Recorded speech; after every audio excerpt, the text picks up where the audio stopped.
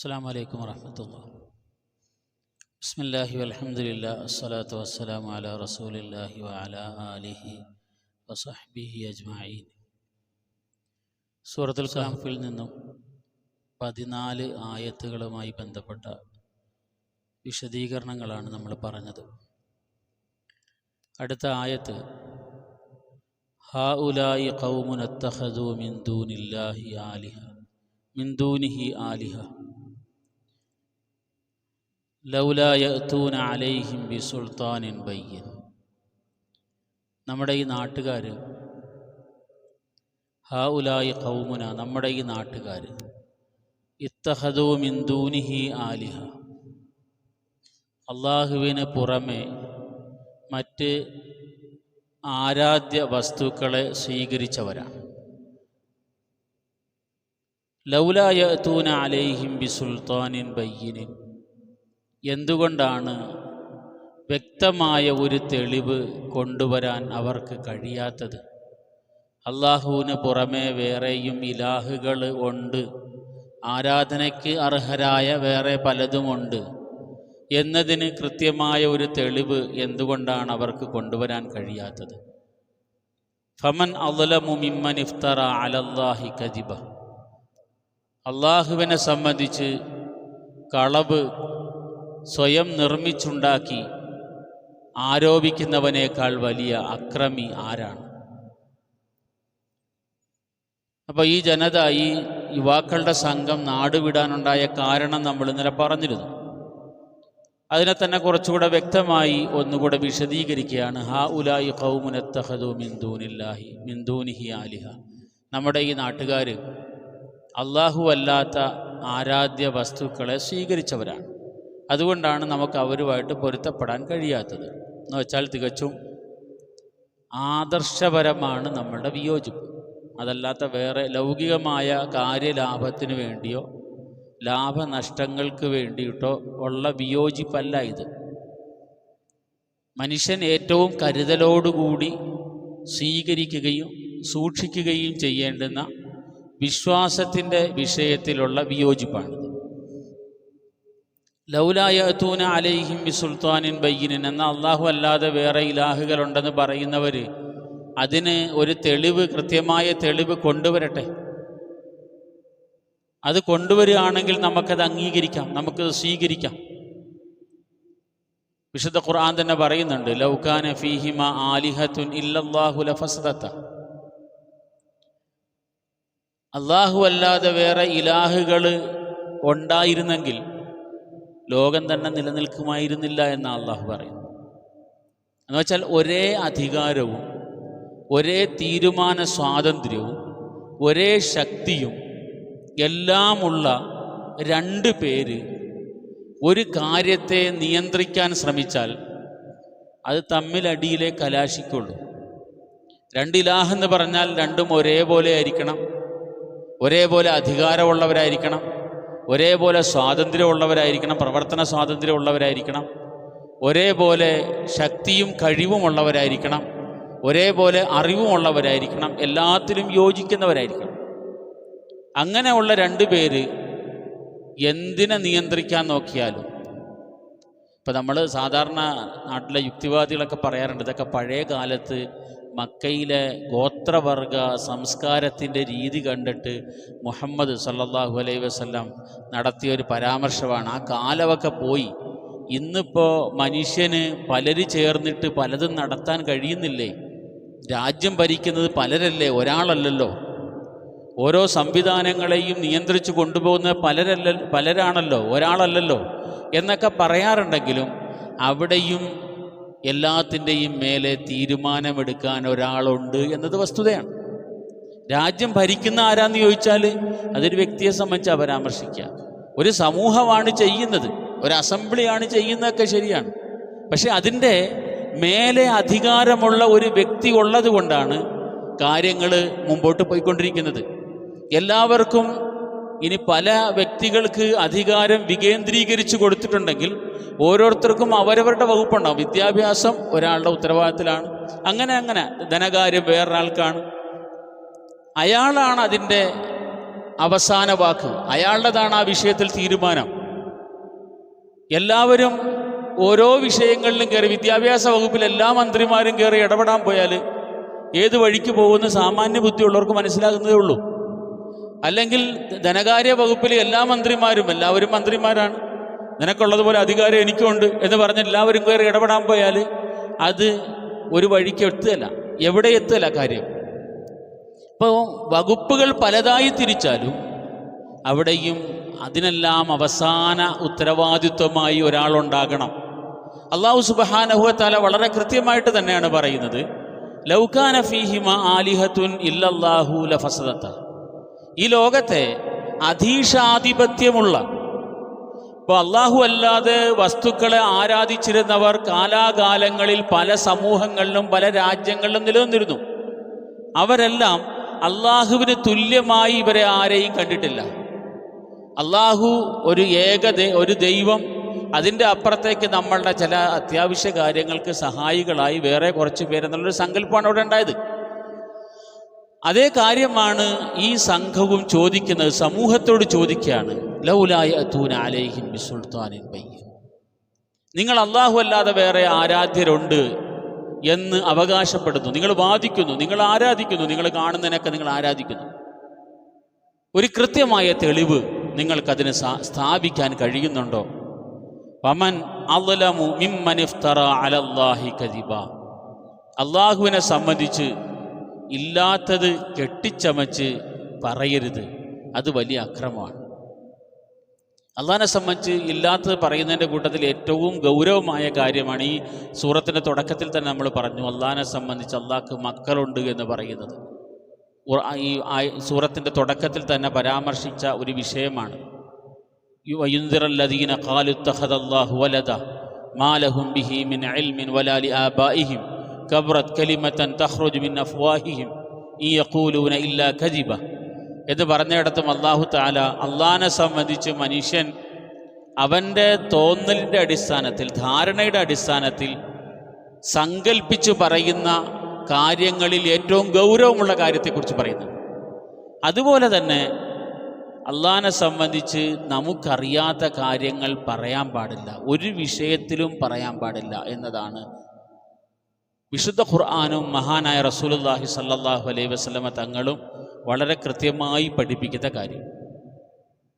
അള്ളാഹിനെ സംബന്ധിച്ച് അള്ളാഹുവിൻ്റെ രൂപം എന്താ, അള്ളാഹു ഇപ്പം എന്താ ചെയ്യുന്നത്, ഇവ കാര്യങ്ങൾ നമ്മുടെ അറിവിൽ പെട്ടതല്ല. കാരണം ഈ ലോകത്ത് ഉള്ള കാര്യങ്ങളെ സംബന്ധിച്ച് മാത്രമേ മനുഷ്യന് അറിവുള്ളൂ. ലോകത്തുള്ള കാര്യങ്ങളെ സംബന്ധിച്ച് പോലും വളരെ പരിമിതമായ അറിവാണ് മനുഷ്യനുള്ളത്. ഈ ലോകത്തുള്ള എല്ലാ കാര്യങ്ങളെ സംബന്ധിച്ച് മനുഷ്യൻ അറിഞ്ഞു എന്ന് ഇതുവരെ മനുഷ്യർ അവകാശപ്പെട്ടിട്ടില്ല. ഇതുവരെ നടന്ന പഠനം അനുസരിച്ച് ഇനി ഒരു കാലഘട്ടത്തിലും മനുഷ്യൻ അങ്ങനെ അവകാശപ്പെടുകയില്ല. കാരണം ഒരു കാരണവശാലും അറിയാൻ കഴിയാത്തത് ലോകത്തുണ്ട് എന്ന് ഇന്ന് അംഗീകരിച്ചു കഴിഞ്ഞിരിക്കുന്നു, ആധുനിക ശാസ്ത്രം അംഗീകരിച്ചു കഴിഞ്ഞിരിക്കുന്നു. അപ്പോൾ പിന്നെ അള്ളാഹുവിനെ നമ്മളെങ്ങനെയാണ് സമ്പൂർണ്ണമായി അറിയുക? നമുക്ക് നമ്മളെ സംബന്ധിച്ച് തന്നെ പൂർണ്ണമായിട്ട് അറിയില്ലല്ലോ. ഇപ്പം എനിക്ക് എന്നെ സംബന്ധിച്ച് തന്നെ തീർത്തും അറിയില്ല. എൻ്റെ ശരീരത്തിൻ്റെ ഉള്ളിൽ എന്തെല്ലാം രോഗങ്ങളോ പ്രശ്നങ്ങളോ ഉണ്ടെന്ന് എനിക്കറിയില്ല. എന്തെങ്കിലും അസ്വസ്ഥത ഉണ്ടാകുമ്പോൾ ഡോക്ടറെ അടുത്ത് പോകും. ഡോക്ടർ അവിടെ ഇവിടെയും കൈയും ഒക്കെ വെച്ചിട്ട് ഒരു നിഗമനം വെച്ച് ഒരു കുറിപ്പെഴുതും. ഇതിന് മാറുന്നില്ലെങ്കിൽ ഈ ടെസ്റ്റുകൾ ചെയ്തിട്ട് വരാൻ പറയും. ഇപ്പോൾ ഡോക്ടർ ശരീരശാസ്ത്രം പഠിച്ച ഡോക്ടർക്കും അറിയില്ല, അതിന് പിന്നെ വേറെ അടുത്ത മിഷൻ വേണം, അതിന് നോക്കിയിട്ട് കിട്ടുന്നില്ല. ഇതാണ് മനുഷ്യൻ്റെ അവസ്ഥ.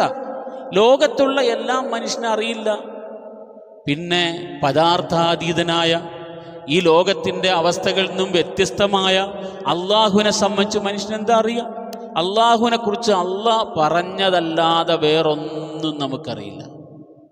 അള്ളാഹുവിനെ കുറിച്ച് നമ്മൾ എന്തെങ്കിലും പറയണോ, അത് അള്ളാഹുവിനെ കുറിച്ച് പറഞ്ഞ കാര്യങ്ങളായിരിക്കണം. അല്ലെങ്കിൽ റസൂലുള്ളാഹി സ്വല്ലല്ലാഹു അലൈഹി വസല്ലം അള്ളാഹുവിനെ കുറിച്ച് നമുക്ക് പറഞ്ഞ് പരിചയപ്പെടുത്തുന്ന കാര്യമല്ലാതെ മറ്റൊന്നും അള്ളാഹിനെ കുറിച്ച് പറയാൻ നമുക്ക് അനുവാദമില്ല. വമൻ അദ്ലമു മിമ്മൻ ഇഫ്തറ അലല്ലാഹി കദിബ. സ്വന്തം സങ്കല്പങ്ങളുടെയും തോന്നലിൻ്റെയും അടിസ്ഥാനത്തിൽ അള്ളാഹുവിനെ വ്യാഖ്യാനിച്ചവരുണ്ട്. ഒരു കാലഘട്ടത്തിൽ ഇസ്ലാമിക സമൂഹത്തിൽ വലിയൊരു വിഭാഗം ആ വഴിയിൽ തന്നെ വഴിതെറ്റിപ്പോയിട്ടുണ്ട്. അതൊക്കെ വേറെ വിഷയമാണ്. എന്തെങ്കിലും ആട്ടെ. വമൻ അദ്ലമു മിമ്മൻ ഇഫ്തറ അലല്ലാഹി കദിബ. ഇതിൻ്റെ വിശദീകരണമായിട്ട് നമ്മൾ മനസ്സിലാക്കാനുള്ള 1-2 കാര്യങ്ങളും കൂടെയുണ്ട്. അതിലൊന്ന്, നബി സല്ലല്ലാഹു അലൈഹി വസല്ലമയെ കുറിച്ച് റസൂല് പറയാത്തത് പറയാൻ പാടില്ല എന്നുള്ളതാണ്. മൻ കദബ അലയ്യ മുതഅമ്മിദൻ ഫല്യതബവ്വ മഖഅദഹു മിനന്നാർ. നബി സല്ലല്ലാഹു അലൈഹി വസല്ലം പറഞ്ഞു, ഞാൻ പറയാത്തൊരു കാര്യം എന്നെക്കുറിച്ച് നിങ്ങൾ പറയുകയേ ചെയ്യരുത്. ഇബ്നു മസ്ഊദ് റളിയല്ലാഹു അൻഹുവിനെ പോലെ വളരെ സൂക്ഷ്മതയുള്ള സഹാബാക്കൾ. നബി സല്ലല്ലാഹു അലൈഹി വസല്ലം ഇബ്നു മസ്ഊദ് റളിയല്ലാഹു അൻഹുവിനെ കുറിച്ചാണ് ഇന്നലെ നമ്മൾ അസറിന് ശേഷം സംസാരിച്ചത്. നബിയോടൊപ്പം നടന്ന ആളാണ്. നബിയുടെ മിസ്വാക്ക് ഇബ്നു മസ്ഊദ് റളിയല്ലാഹുവിൻ്റെ കയ്യിലായിരിക്കും പലപ്പോഴും. നബി പല്ല് തേക്കാൻ മിസ്വാക്ക് ആവശ്യപ്പെടുമ്പോൾ ഇബ്നു മസ്ഊദ് റളിയല്ലാഹുവിനാണ് കൊടുക്കാറുള്ളത്. നബി സല്ലല്ലാഹു അലൈഹി വസല്ലം തങ്ങളുടെ ചെരുപ്പ് സാഹിബു നഅലിൻ നബി സല്ലല്ലാഹു അലൈഹി വസല്ലം, നബിയുടെ ചെരുപ്പ് സൂക്ഷിച്ചിരുന്ന ആളെന്നാണ് ഇബ്നു മസ്ഊദ് റളിയല്ലാഹു അൻഹു അറിയപ്പെടുന്നത്. നബിയുടെ മിസ്വാക്ക് സൂക്ഷിച്ച ആളാണ് ഇബ്നു മസ്ഊദ് റളിയല്ലാഹു അൻഹു. അങ്ങനെ നബിയോടൊപ്പം ഉണ്ടായിരുന്ന സഹാബിയാണ് അബ്ദുല്ലാഹി ഇബ്നു മസ്ഊദ് റളിയല്ലാഹു അൻഹു. മഹാനായ പണ്ഡിതനാണ്. സഹാബാക്കളിലെ ഏറ്റവും വലിയ പണ്ഡിതന്മാർ ആരൊക്കെയെന്ന് ചോദിച്ചാൽ അതിൽ ഒരാൾ മഹാനായ അബ്ദുല്ലാഹി ഇബ്നു മസ്ഊദ് റളിയല്ലാഹു അൻഹു. അബ്ദുല്ലാഹി ഇബ്നു മസ്ഊദ് റളിയല്ലാഹു അൻഹു ഹദീസ് പറയുന്ന സമയത്ത് വളരെ സൂക്ഷിച്ച് ഔ കമാ ഖാല റസൂലുള്ളാഹ് ഔ നഹ്വ മാ ഖാല റസൂലുള്ളാഹ്, നബി സല്ലല്ലാഹു അലൈഹി വസല്ലം തങ്ങൾ പറഞ്ഞത് ഇങ്ങനെയാണെന്നാണ് ഞാൻ വിചാരിക്കുന്നത്, അല്ലെങ്കിൽ അങ്ങനെയാണ്. നബി പറഞ്ഞ വാക്ക് കൃത്യമായി പറയാൻ ശ്രമിക്കുകയും എന്നിട്ട് എന്തെങ്കിലും അബദ്ധം വന്നു പോകുമോ എന്ന വിചാരത്തിൽ, അല്ലെങ്കിൽ റസൂല് പറഞ്ഞത് ഇങ്ങനെയാണ്, അല്ലെങ്കിൽ ഈ ആശയമാണ് റസൂൽ. അത്ര സൂക്ഷ്മത സഹാബാക്കൾ നബി സല്ലല്ലാഹു അലൈഹി വസല്ലം തങ്ങളുടെ ഒരു വചനം പറയുന്നിടത്ത് പാലിച്ചിരുന്നു എന്ന് ഹദീസുമായി ബന്ധപ്പെട്ട് നമുക്ക് മനസ്സിലാക്കാൻ കഴിയും. അഷ്റത്തുൽ മുബശ്ശറ അഥവാ സ്വർഗം കൊണ്ട് സന്തോഷ വാർത്ത അറിയിക്കപ്പെട്ട 10 സഹാബാക്കളും ഉദ്ധരിച്ച ഒരു പക്ഷേ ഒറ്റ ഹദീസേ ഉണ്ടാവുള്ളൂ. 10 സഹാബാക്കൾ ഉദ്ധരിച്ച അബൂബക്കർ, ഉമർ, ഉസ്മാൻ, അലി, സഅദ്, സഈദ്, തൽഹത്ത്, സുബൈർ, അബ്ദുറഹ്മാൻ, അബൂ ഉബൈദ, ഈ 10 സഹാബാക്കളും റളിയല്ലാഹു അൻഹും ഉദ്ധരിച്ച ഒരു ഹദീസാണ് മൻ കദബ അലയ്യ മുതഅമ്മിദൻ ഫല്യതബവ്വ മഖഅദഹു മിനന്നാർ. എന്നെ സംബന്ധിച്ച് മനഃപൂർവ്വം ആരെങ്കിലും ഞാൻ പറയാത്തത് പറയുന്നുണ്ടെങ്കിൽ അവൻ നരകത്തിലാണ് എന്ന് റസൂലുള്ളാഹി സ്വല്ലല്ലാഹു അലൈഹി വസല്ലം. അപ്പോൾ അള്ളാഹിനെക്കുറിച്ച് അള്ളാഹ് പറയാത്തത് പറയാൻ പാടില്ല എന്നതാണ് ഇസ്ലാം. റസൂൽ സല്ലല്ലാഹു അലൈഹി വസല്ലമയെക്കുറിച്ച് നബി പറയാത്തൊരു കാര്യം പറയാൻ പാടില്ല എന്നുള്ളതാണ് റസൂലുള്ളാഹി സ്വല്ലല്ലാഹു അലൈഹി വസല്ലം ഏറ്റവും ഗൗരവമായി പഠിപ്പിച്ച കാര്യം. അതിനോടൊപ്പം തന്നെ മനസ്സിലാക്കാനുള്ള ഒരു കാര്യമാണ് ഇസ്ലാമികമായ വിഷയത്തിൽ നിയമം പറയുന്നത്. ഇപ്പോൾ വാട്സാപ്പ് യൂണിവേഴ്സിറ്റി നന്നായി പ്രവർത്തിച്ചുകൊണ്ടിരിക്കുകയാണ്. ഏത് കാര്യത്തിനും ഉടൻ ഗൂഗിള് മറുപടി, വാട്സാപ്പ് മറുപടി.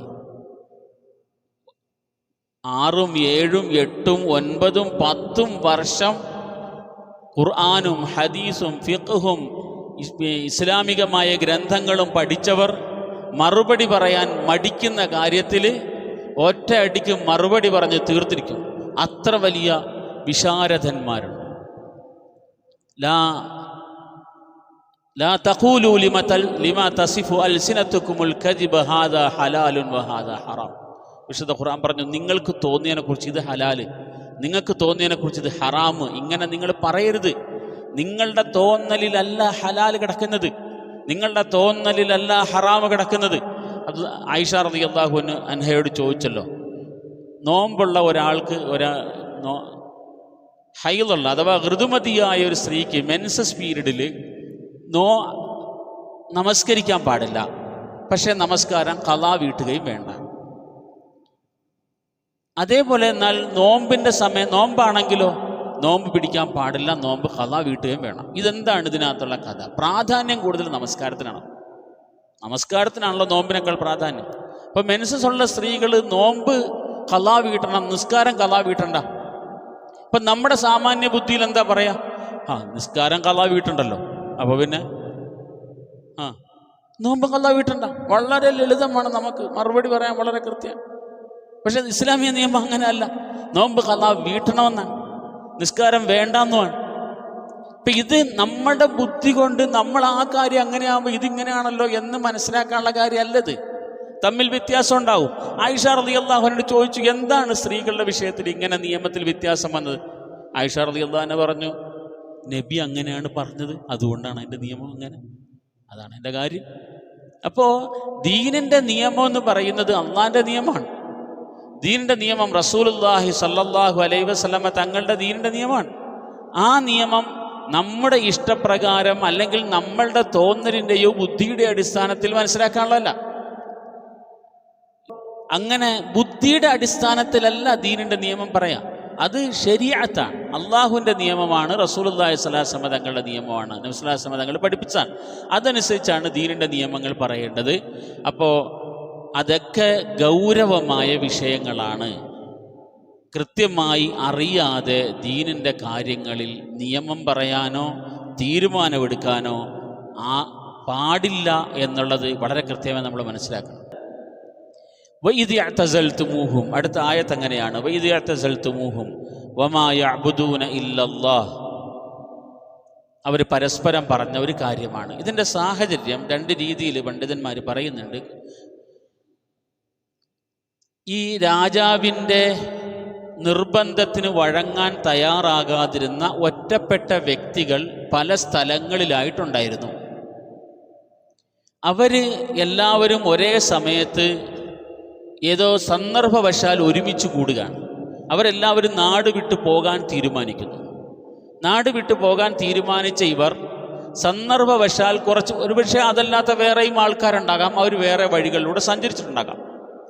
ഈ ഒരു പറഞ്ഞ സംഘം ആൾക്കാർ അവർ സന്ദർഭവശാൽ അവിചാരിതമായി ഒരുമിച്ച് കൂടാണ്. അപ്പോൾ ഇവർ ചോദിക്കുകയാണ്, നിങ്ങളെങ്ങോട്ടാ യാത്ര? അപ്പോൾ അദ്ദേഹം പറയാൻ തയ്യാറാകുന്നില്ല. നിങ്ങളെങ്ങോട്ടാ യാത്ര? അദ്ദേഹം പറയാൻ ആരും സംസാരിക്കുന്നില്ല, പരസ്പരം മിണ്ടുന്നില്ല, യാത്രയുടെ ഉദ്ദേശം പറയുന്നില്ല. അവസാനം ഇവർക്ക് ഏകദേശം തോന്നാൻ തുടങ്ങി എല്ലാവരുടെയും ലക്ഷ്യം ഒന്നായിരിക്കുമെന്ന്. അങ്ങനെ പരസ്പരം കരാറെടുത്തു, ഞാൻ എൻ്റെ ഉദ്ദേശം പറയാം, വേറെ ആരോടും പറയരുത്, അതീവ രഹസ്യമാണ് എൻ്റെ യാത്രയുടെ സ്വഭാവം.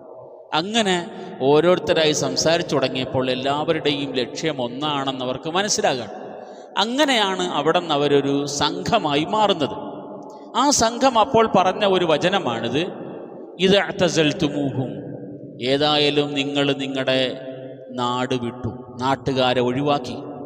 വമാ യഅ്ബുദൂന മിൻ ദൂനി, അള്ളാഹുവിനെ അല്ലാതെ അവർ, വമാ യഅ്ബുദൂന ഇല്ലല്ലാഹ്, അള്ളാഹുവിനെ കൂടാതെ അവർ ആരാധിക്കുന്ന വസ്തുക്കളെയും നിങ്ങൾ ഒഴിവാക്കി. നിങ്ങൾ അള്ളാഹു അല്ലാത്ത ആരാധ്യ വസ്തുക്കളെ ഒഴിവാക്കി. അള്ളാഹു അല്ലാത്ത ആരാധ്യ വസ്തുക്കളെ ഇലാഹായി സ്വീകരിച്ചിരിക്കുന്ന നാട്ടുകാരെയും നിങ്ങൾ ഒഴിവാക്കി.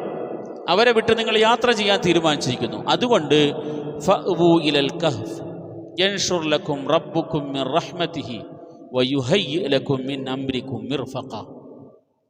അവരവിടെ നിന്നെടുത്തൊരു തീരുമാനമാണ്. എന്നാൽ നമുക്കൊരു കാര്യം ചെയ്യാം, ഏതെങ്കിലും ഒരു ഗുഹയിലേക്ക് പോകാം.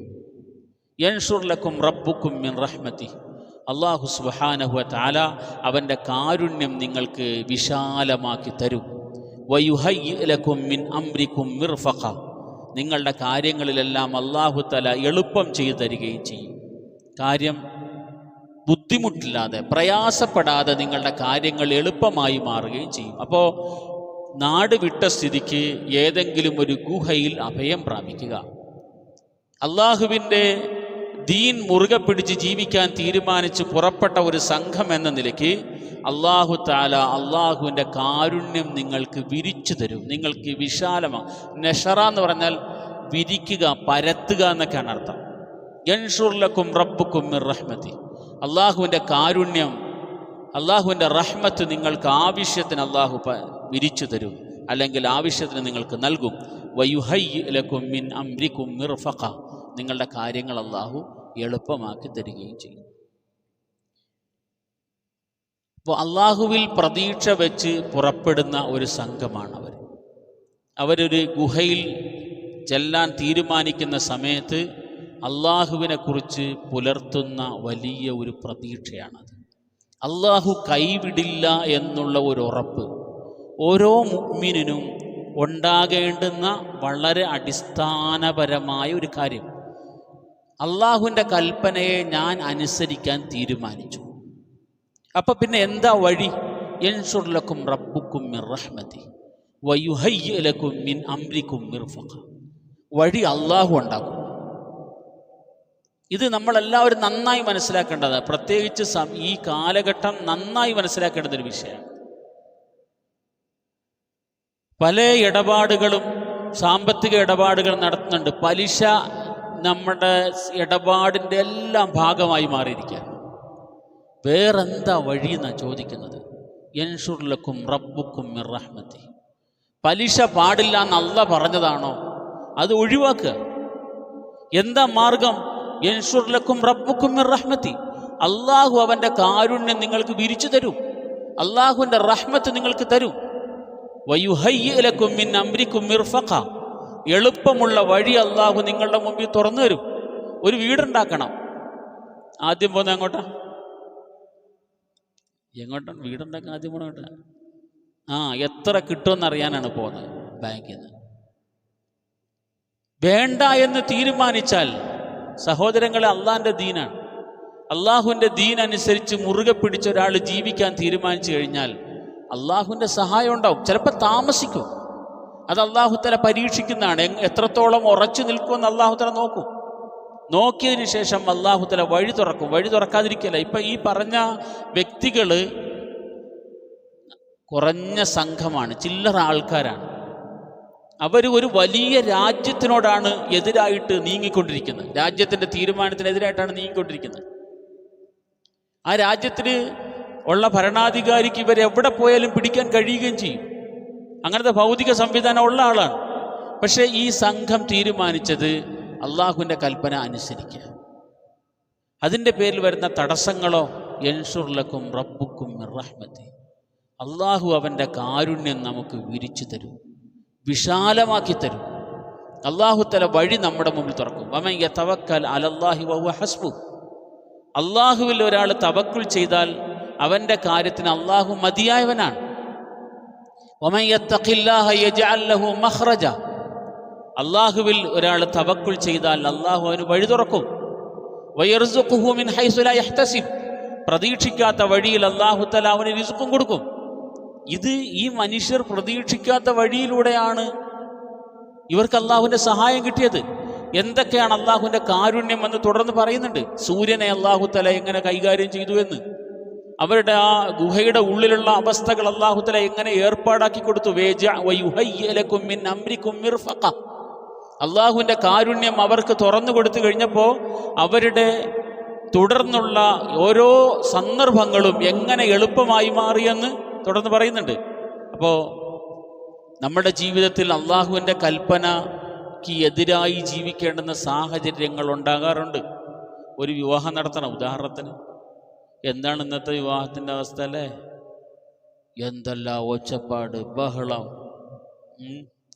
ദിവസങ്ങൾ നീണ്ടു നിൽക്കുന്ന വിവാഹങ്ങൾ, ധൂർത്ത്, ആഭാസം, ആർഭാടം, എന്തെല്ലാം കാര്യങ്ങളാണ് ഒരു വിവാഹത്തിൻ്റെ പേരിൽ. എത്ര ലക്ഷങ്ങളാണ് തീർത്തുകൊണ്ടിരിക്കുന്നതെന്ന് റബ്ബിന് മാത്രമേ അറിയാവുള്ളൂ. ഇയാൾക്കൊരു കണക്കില്ല എന്നുള്ള കാര്യം ഏകദേശം ഉറപ്പ്. ശരിയാണ് ഞാൻ പറഞ്ഞത്.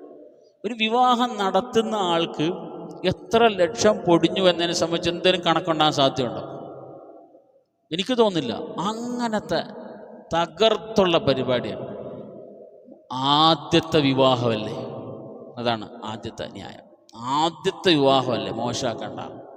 രണ്ടാമത്തെ വരുമ്പോഴോ മൂത്ത മോളുടേത് അങ്ങനെ ചെയ്തതല്ലേ, അപ്പോൾ രണ്ടാമത്തെ മോക്കൊരു വിഷമമായാലോ, അതുപോലെ രണ്ടാമത്തെ കൂടെ അങ്ങനെ. അവസാനത്തെ ആകുമ്പോഴോ ലാസ്റ്റത്തെ അല്ലേ, അതുകൊണ്ട് ഇനി മോശമാക്കണ്ട. ഇങ്ങനെ എല്ലാത്തിനും നമ്മൾ ന്യായങ്ങൾ കണ്ടെത്തിക്കൊണ്ടിരിക്കും. നമ്മൾ ഒഴുക്കിനൊത്ത് ഇങ്ങനെ പോയിക്കൊണ്ടിരിക്കുക.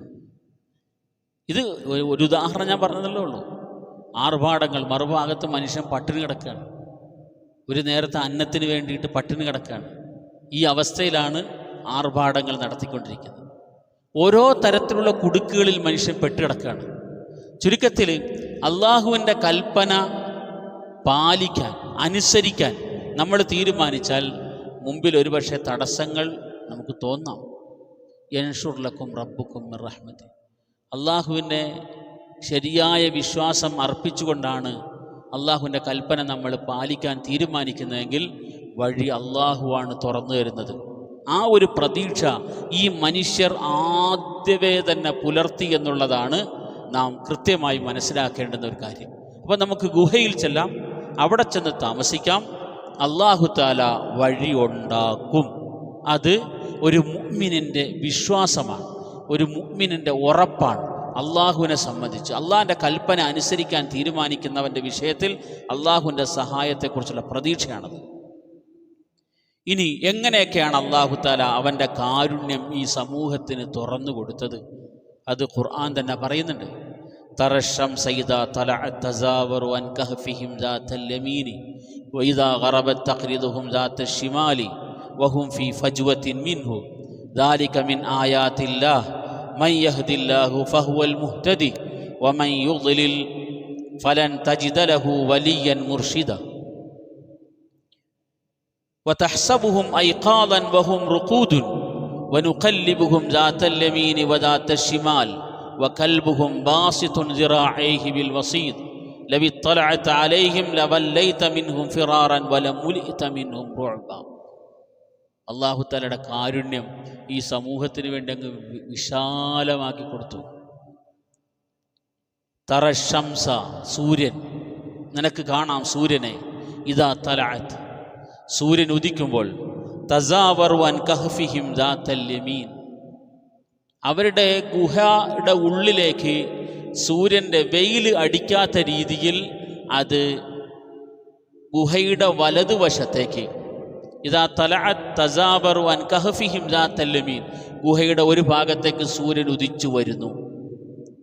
സൂര്യൻ അസ്തമിക്കുമ്പോൾ ഗുഹയുടെ മറ്റൊരു ഭാഗത്ത്, അഥവാ ഗുഹാമുഖത്തേക്ക് നേരിട്ട് സൂര്യൻ്റെ വെയിൽ അടിക്കാത്ത രീതിയിൽ അല്ലാഹു സുബ്ഹാനഹു വ തആല ആ മനുഷ്യരെ സുന്ദരമായി ഉറക്കി.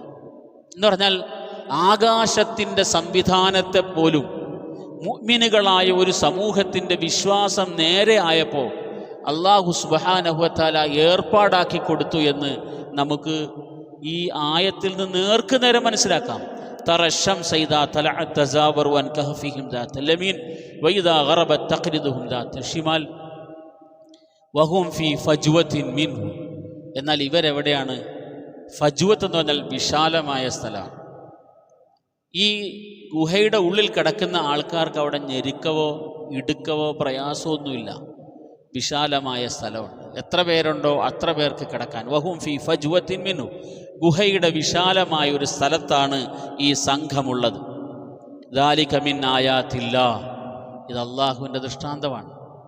അല്ലാഹു സുബ്ഹാനഹു വ തആല മുഅ്മിനീങ്ങൾക്ക് വേണ്ടി ഒരു സൗകര്യമില്ലാത്ത ഗുഹ, ഏതോ മലയുടെ മുകളിൽ.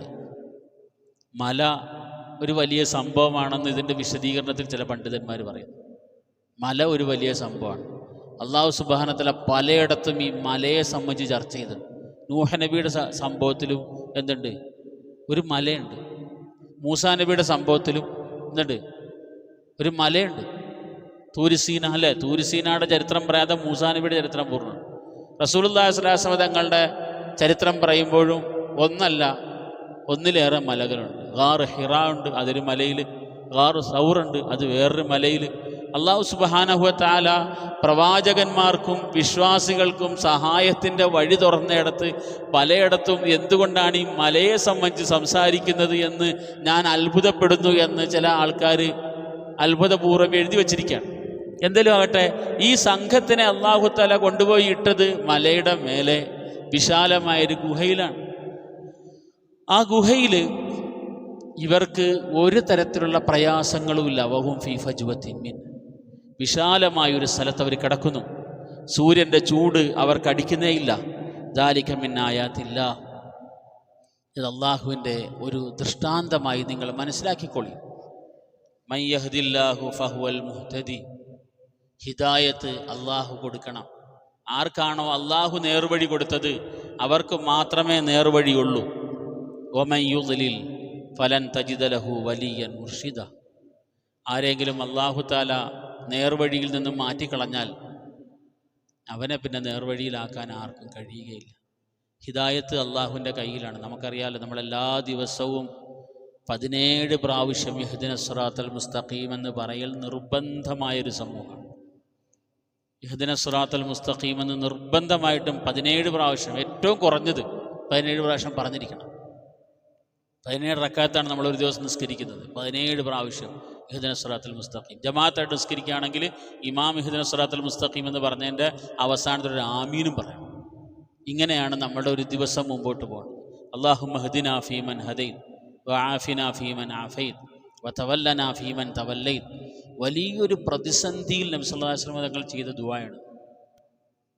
സഹാബാക്കളിൽ വലിയൊരു സംഘത്തിനെതിരെ അക്രമം നടക്കുകയും അവരെ കൊല ചെയ്യുകയൊക്കെ ചെയ്ത സമയത്ത് നബി സല്ലല്ലാഹു അലൈഹി വസല്ലം തങ്ങൾ ചെയ്ത ദുആയിൽ ആദ്യത്തെ വചനം അല്ലാഹുമ്മ ഹ്ദിനാ എന്നാണ്. അല്ലാഹുമ്മ ഹ്ദിനാ ഫീമൻ ഹദൈത്. അല്ലാഹുവേ, നീ ലോകത്ത് ഹിദായത്ത് നൽകിയവരുടെ കൂട്ടത്തിൽ ഞങ്ങൾക്കും ഹിദായത്ത് തരണേ.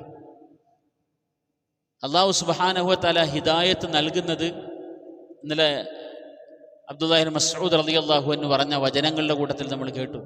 ഹിദായത്ത് ദുനിയാവ് അല്ലാഹു തആല അള്ളാഹ്ക്ക് ഇഷ്ടമുള്ളവർക്കും ഇല്ലാത്തവർക്കും എല്ലാം കൊടുക്കും. അബ്ദുല്ലാഹി മസ്ഊദ് റളിയല്ലാഹു അൻഹു പറഞ്ഞു, ദുനിയാവ് അള്ളാഹുവിന് ഇഷ്ടമുള്ളവർക്കും ഇല്ലാത്തവർക്കും എല്ലാം കൊടുക്കും. പൈസ കയ്യിലുണ്ടെന്ന് വിചാരിച്ചിട്ട് ഖാറൂൻ അള്ളാഹ്ക്ക് ഇഷ്ടപ്പെട്ട ആളാണെന്ന് മനസ്സിലാക്കണ്ട. വഖസഫ്നാ ബിഹി വബിദാരിഹിൽ അർദ്, ഒന്നായിട്ട് ഭൂമിയുടെ ഉള്ളിലോട്ട് താന്നുപോയി. അങ്ങനെ അധികാരം അല്ലാഹു തആല ആർക്കും കൊടുക്കും. ഇതിപ്പോൾ അധികാരം കൈകാര്യം ചെയ്യുന്ന ആൾക്കാരൊക്കെ ഏത് അവസ്ഥയിലുള്ളതെന്ന് നമുക്കറിയാം. അധികാരം എല്ലാം അല്ലാഹു തആല കൊടുക്കും. ദുനിയാവ് അള്ളാഹു ഇഷ്ടമുള്ളവർക്ക് ഇല്ലാത്തവർക്ക് കൊടുക്കും. പക്ഷേ ദീൻ ഇഷ്ടപ്പെട്ടവർക്ക് മാത്രമേ അല്ലാഹു തആല കൊടുക്കും. അള്ളാഹുവിൻ്റെ പ്രത്യേക തെരഞ്ഞെടുപ്പിൻ്റെ ഒരടയാളമായിട്ട് കാണേണ്ടത് ദീനിനെയാണ്. ദീനൊരു മനുഷ്യന് കിട്ടിയിട്ടുണ്ടെങ്കിൽ, കൃത്യമായി ദീന് പാലിക്കാൻ ഒരു മനുഷ്യന് കഴിയുന്നുണ്ടെങ്കിൽ അവൻ അള്ളാഹു ഇഷ്ടപ്പെട്ട ഒരു മനുഷ്യനാണെന്ന് നമുക്ക് മനസ്സിലാക്കാം. വമൻ യഹ്ദില്ലാഹു ഫഹുവൽ മുഹ്തദി. ആർക്ക് അല്ലാഹു തആല ഹിദായത്ത് കൊടുത്തോ അവനാണ് നേർവഴി സ്വീകരിച്ചവൻ. വമൻ യുദ്ലിൽ. ആരെങ്കിലും അല്ലാഹു തആല ഹിദായത്തിൽ നിന്ന് മാറ്റിക്കളഞ്ഞാൽ ഫലൻ തജിദ ലഹു വലിയ മുർഷിദ. അള്ളാഹു അവർക്ക് ചെയ്ത അടുത്ത അനുഗ്രഹത്തെക്കുറിച്ച് പറയുകയാണ്. വതഹ്സബുഹും ഐഖാദ. ഒന്നാമതായി സൂര്യനെ അള്ളാഹു അവർക്ക് അനുകൂലമാക്കി കൊടുത്തു. അല്പം പോലും വെയിൽ ഉള്ളിലേക്ക് കയറാത്ത രീതിയിൽ സംവിധാനിച്ചു. രണ്ടാമത്തേത് വതഹ്സബുഹും ഐഖാദൻ വഹും റുഖൂദ്. അവരെ കണ്ടാൽ നിനക്ക് തോന്നും ഉണർന്നിരിക്കുകയാണെന്ന്. വളറബിന അലാ ആദാനിഹിം ഫിൽ കഹ്ഫി സിനീന അദദ. ഒരു പ്രത്യേക ഉറക്കമായിരുന്നു എന്ന് തുടക്കത്തിൽ നമ്മൾ പറഞ്ഞു. വളറബിന അലാ ആദാനി. ഈ അസ്ഹാബുൽ കഹ്ഫിൻ്റെ ആൾക്കാർ ഉറങ്ങിയത് കണ്ണടച്ചിട്ടല്ല, അവരുടെ ചെവിയാണ് അല്ലാഹു തആല അടച്ചത്. കണ്ണടച്ചില്ല, കണ്ണ് തുറന്നു കിടന്നു. തഹ്സബുഹും ഐഖാദൻ. അവർ ഉണർന്നിരിക്കുകയാണെന്ന് തോന്നും. അതിൻ്റെ വിശദീകരണത്തിൽ ഉലമാക്കൾ പറയുന്നുണ്ട്, കണ്ണ് തുറന്നാണ് അവരുറങ്ങിയത്. ചെവിയിലേക്കൊരു ശബ്ദവും കയറിയില്ല, പുറത്ത് നടന്ന ഒരു ശബ്ദവും അവരറിഞ്ഞില്ല. പലരും ആ സമയത്ത് അന്വേഷിച്ച് വന്ന കാര്യങ്ങൾ നമ്മൾ നേരത്തെ പറഞ്ഞിട്ടുണ്ട്. ഈ ശബ്ദമൊന്നും അവർ കേട്ടിട്ടില്ല. തഹ്സബുഹും ഐഖാദൻ വഹും റുഖൂദ്. അവരുറങ്ങുകയാണ്. വനുഖല്ലിബുഹും ദാത്തൽ യമീനി വദാത്തൽ ശിമാൽ. അവരെ ഞാൻ തിരിച്ചുകൊണ്ടേയിരുന്നു. അല്ലാഹു തആല പറയാം, നേരത്തെ സൂര്യനെ അല്ലാഹു തആല മാറ്റിവിട്ടതുപോലെ ഈ മനുഷ്യരെയും അല്ലാഹു തആല നുഖല്ലിബുഹും ദാത്തൽ യമീനി വദാത്തൽ ശിമാൽ. അവരെ തിരിച്ചും മറിച്ചും കിടത്തിക്കൊണ്ടേയിരുന്നു. കുറച്ചു നേരം ഒരു സൈഡിലേക്ക് കിടക്കും, വീണ്ടും അടുത്ത സൈഡിലേക്ക്, ഇങ്ങനെ മാറി. സാധാരണ ഉറങ്ങുന്ന ആൾക്കാർ അവരറിയാതെ തന്നെ ചെയ്തുകൊണ്ടേയിരിക്കുന്ന കാര്യമാണുള്ളത്. ഇതുപോലെ വനുഖല്ലിബുഹും ദാത്തൽ യമീനി വദാത്തൽ ശിമാൽ വകൽബുഹും ബാസിതുൻ ദിറാഇഹി ബിൽ വസീത്. അവരുടെ മുമ്പിലാണെങ്കിൽ ഒരു പട്ടിയുണ്ട്, ഒരു നായ. ബാസിതുൻ ദിറാഇഹി ബിൽ വസീത്. അതിൻ്റെ കൈ ആ തറയിൽ ഇങ്ങനെ പരത്തി വെച്ചിട്ട് ഒരു നായ അതിൻ്റെ മുമ്പിൽ കിടക്കുന്നുണ്ട്. നായ എങ്ങനെയാണ് വന്ന് കൂടിയതിനെ സംബന്ധിച്ച് രണ്ട് രീതിയിലുള്ള വിശദീകരണങ്ങൾ ഖുർആൻ വ്യാഖ്യാതാക്കൾ പറയുന്നുണ്ട്. ഒന്ന്, ഇവർ 7 പേരിങ്ങനെ പോകുന്ന സമയത്ത് ഒരു ആട്ടിടയൻ ഇവരുടെ കൂടെ കൂടിയെന്നാണ്. ആട്ടിടയൻ ഇവരെ കണ്ട് ഇവരോടൊപ്പം കൂടുകയും ആട്ടിടയൻ്റെ കൂടെ ഒരു നായ ഉണ്ടായിരുന്നു. അന്നത്തെ കാലത്ത് ഇടയന്മാരുടെ കൂടെയൊക്കെ നായ്ക്കളുണ്ടാവും. കാരണം ഇടയന്മാർ ആടിനെ മേയ്ക്കാൻ വേണ്ടി പോകുമ്പോൾ മറ്റ് ചെന്നായ്ക്കളുടെയൊക്കെ ശല്യം ഉണ്ടാകുമ്പോൾ അതിനെ തുരത്താൻ വേണ്ടിയിട്ട് നായ്ക്കളെയും കൂടെ കൊണ്ട് പോകാറുണ്ട്. അങ്ങനെ ഈ ഇടയൻ്റെ കൂടെ ഉണ്ടായിരുന്ന നായയാണ് ഇവരോടൊപ്പം ഉണ്ടായത് എന്നൊരു പക്ഷമുണ്ട്. അതല്ല, ഇവർ തന്നെ പോകുന്ന വഴിക്ക് പ്രതീക്ഷിക്കാതെ ഒരു നായ ഇവരുടെ കൂടെ കൂടി.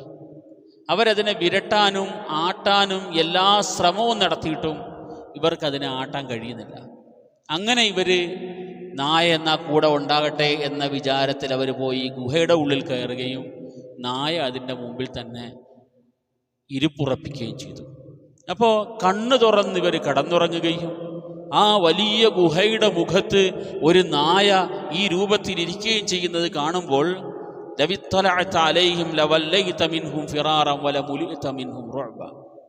ആ വഴി ഒരു മനുഷ്യൻ വന്നാൽ പേടിച്ചോടിക്കളയും. അങ്ങനത്തെ ഒരു രംഗം അല്ലാഹു തആല ഗുഹാമുഖത്ത് സൃഷ്ടിച്ചു വെച്ചു.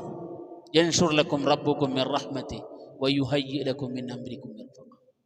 അല്ലാഹു തആല ഒരു കാര്യം ചെയ്യാൻ തീരുമാനിച്ചാൽ അത് എങ്ങനെയൊക്കെ ചെയ്യുമെന്നതിനെ സംബന്ധിച്ചുള്ള ഒരു കൃത്യമായ പാഠമാണ്.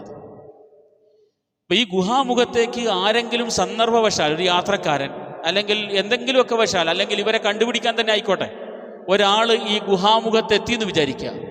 ഗുഹയുടെ മുമ്പിലുള്ള അവസ്ഥ കണ്ടാൽ ഒരാളും അതിൻ്റെ മുമ്പിൽ നിൽക്കില്ല. അത്രമേൽ ഭീതിജനകമായ ഒരവസ്ഥ ആ ഗുഹയുടെ മുമ്പിലുമുണ്ട്. ആൾക്കാരതിൻ്റെ ഉള്ളിൽ സ്വസ്ഥമായി കിടന്നുറങ്ങും. അപ്പോൾ പുറം കാഴ്ചയ്ക്ക് ഭീതി നിറഞ്ഞ ഒരു അവസ്ഥ, ഉള്ളിലുള്ള ആൾക്കാർ സ്വസ്ഥമായി സമാധാനമായി കിടന്നുറങ്ങുകയും ചെയ്യുന്നു. ഈ നിലയിൽ അല്ലാഹു സുബ്ഹാനഹു വ തആല യൻഷുർ ലക്കും റബ്ബുക്കും മിർ റഹ്മതി വയുഹയ്യി ലക്കും മിൻ അംരിക്കും മിർഫഖ.